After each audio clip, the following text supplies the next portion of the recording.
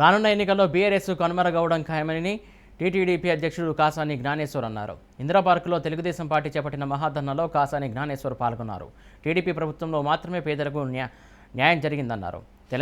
ఎన్నికలు వస్తున్నాయనే ఇప్పుడు double bedroom ఇల్లు పంచుతున్నారని ఆరోపించారు. నిరుద్యోగులకు నిరుద్యోగ భృతి ఎందుకు ఇవ్వట్లేదు, ధరణిలో ఉన్న లోపాల గురించి ఎంత చెప్పినా తక్కువేనని కాసాని మండిపడ్డారు. గవర్నమెంట్ భూములు అంటే ఏంటి అనేది మనం ముందు తెలుసుకోవాలి. పరంపో గైరాన్ రెండు భూములే గవర్నమెంట్ భూములు, మిగతా పట్టా భూములే అవి వాళ్ళ అన్నదమ్ములు కానీ వాళ్ళ ఇష్టల ప్రకారంగా కోట్లల్లో మురుగుతున్నాయి. అవి వాటిని అన్ని తీసుకొని ఈరోజు ఎంజాయ్ చేస్తూ ఉన్నారు. ఈరోజు ఒక అతను వచ్చి కిడికి అమ్ముకునే, ఇంకో ఆయన వచ్చి దర్వాజా అమ్ముకునేవాడు ఇల్లు అమ్ముకునే, నెక్స్ట్ వచ్చేతాడు ఏం చేస్తాడు, మిమ్మల్ని చూసుకుంటాడా? వాస్తవం ఈరోజు ప్రభుత్వం ఏదైతే ఉంటే దాని నిగ్రహణ ఉండాలి కానీ అమ్మడానికి లేదు.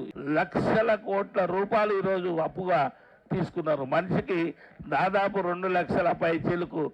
ఎందుకంటే మనం ముందు 5 లక్షలు అనుకున్నాం, 5 లక్షలు కాదు, ఈరోజు 11-13 లక్షల కోట్ల రూపాయలు ఈరోజు అప్పు చేసినటువంటి ఘనత మరి బీఆర్ఎస్ ప్రభుత్వంది.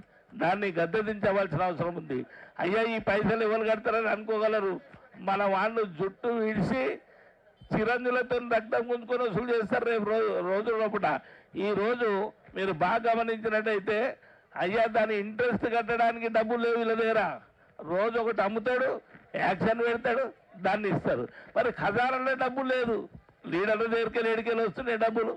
గమనించవలసింది విద్యావంతులైనటువంటి మీడియా సోదరులు, దాంతోపాటు ఇక్కడ ఉన్నటువంటి ప్రజానికం కూడా గమనించవలసిన అవసరం ఉంది.